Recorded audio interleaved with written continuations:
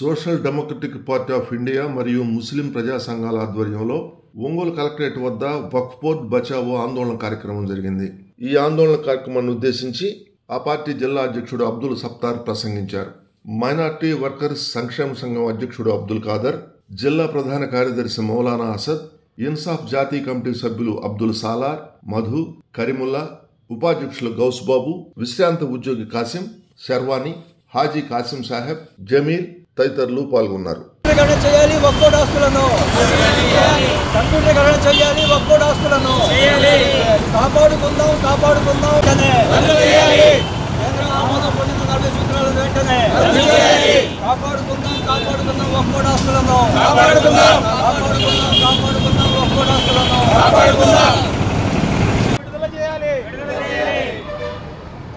Cabinet ఆమోదం పొందిన 40 సూత్రాలను వెంటనే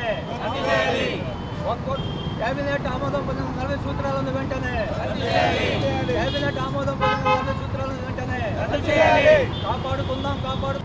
నా పేరు Abdul Sattar, social democratic party of India జిల్లా అధ్యక్షుడిని. ఈరోజు ఎస్డిపిఐ పార్టీ మరియు మైనార్టీ వర్కర్స్ వెల్ఫేర్ అసోసియేషను, ముస్లిం ప్రజా సంఘాల ఆధ్వర్యంలో వక్ఫ్ బోర్డ్ బచావ్ ఆందోళన కార్యక్రమాన్ని ఒంగోలులో కలెక్టర్ ఆఫీస్ దగ్గర నిర్వహించడం జరిగింది. దీని ముఖ్య ఉద్దేశము, కేంద్రం క్యాబినెట్ ఆమోదం పొందినటువంటి ఏదైతే 40 సవరణలు చేశారో దాన్ని వెంటనే వెనక్కి తీసుకోవాలి, దాన్ని రద్దు చేయాలి. రద్దు చేయని పక్షంలో మేమంతా ఖచ్చితంగా ఎదుర్కొంటాము, రాష్ట్ర వ్యాప్తంగా ఆందోళన చేపడతామని తెలియజేసుకుంటున్నాము. అలాగే రాబోయే పార్లమెంటు కాలంలో ఈ బిల్లును ప్రవేశపెట్టనున్నారు.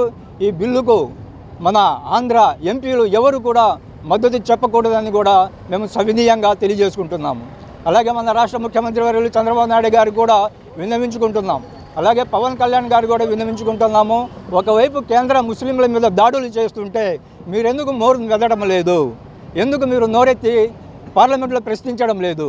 గత జూలై నుండి ఈ జూన్ వరకు కూడా ఎన్నో దాడులు జరిగాయి. ఛత్తీస్గఢ్ కానివ్వండి, జార్ఖండ్ కానివ్వండి, లక్నో కానివ్వండి, కాన్పూర్ కానివ్వండి, ఢిల్లీలో కానివ్వండి, ఇంట్లో మాంసం ఉందని, గోమాంసం ఎగుమతి చేస్తున్నారని, గోవులను ఎగుమతి చేస్తున్నారని, ఈ విధంగా ఏదో ఒక వంకతో ముస్లింలను చంపుతుంటే, బుల్డోజర్లు పెట్టి ఇళ్లను కూల్చుతుంటే మీరు ఎంపీలు ఏం చేస్తున్నారు?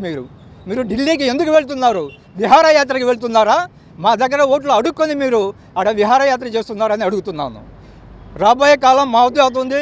వచ్చే ఎన్నికల్లో మా సత్తా ఏమిటో, మా ఓటు పవర్ ఏమిటో చూపిస్తామని కూడా హెచ్చరిస్తున్నాను.